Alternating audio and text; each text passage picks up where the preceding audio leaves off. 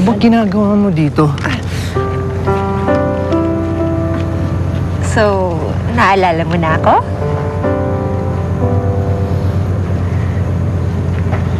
Hindi ko makakalimutan ang huli nating pagkikita, Lucille. Tandang-tanda ako noon. Sa ilog. Ikaw ang nagdala doon kay Ina.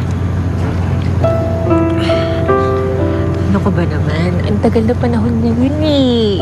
Hindi nga natin alam kung tama pa yung naaalala natin, di ba? Ikaw ang may kasalanan sa nangyari kay Ina.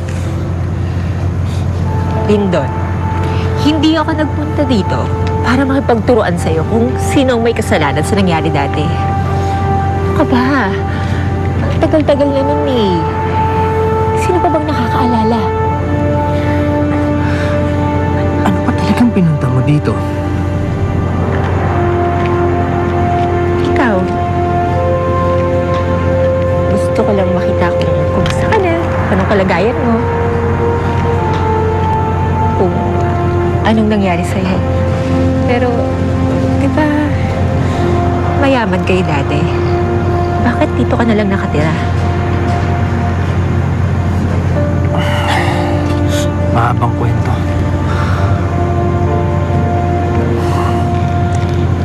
Kumusta na si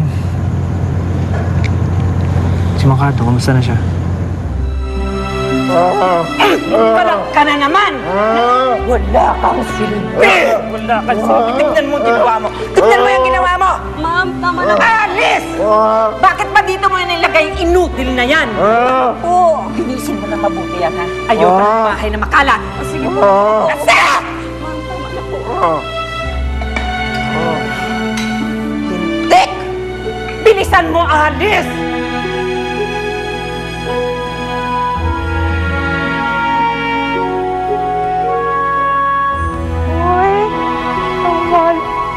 Mahal na miss mo ba ako?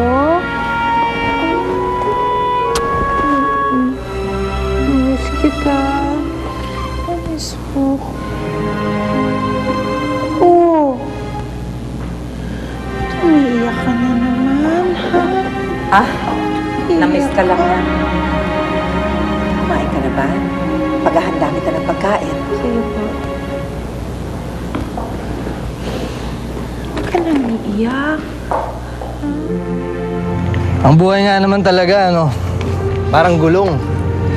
Duray mo, ikaw na ang mayaman ngayon. Samantalang dati, pinagmamaneho lang kami ni Mang Cardo. Ngayon, ako na magmamaneho para sa'yo. For what it's worth, I'm glad to see you again. Mag-ingat ka, ha?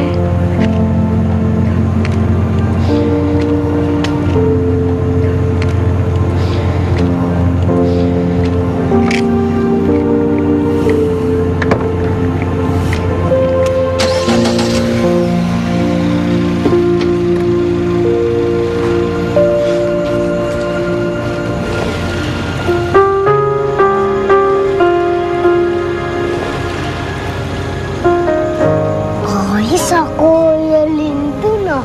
Mayaman yung girlfriend mo, ah. Uy, hindi ko syota yun.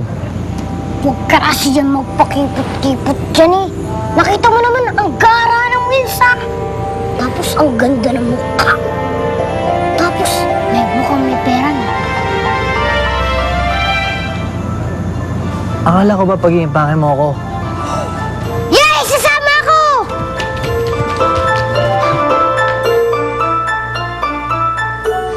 Sila ba talaga yung nakita ko sa gubat ng kadiliman?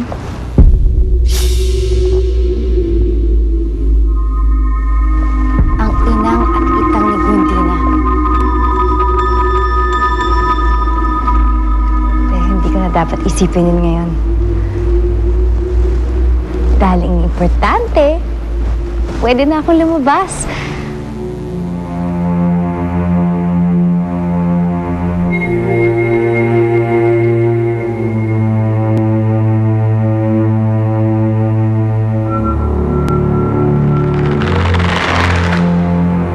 Sino yan?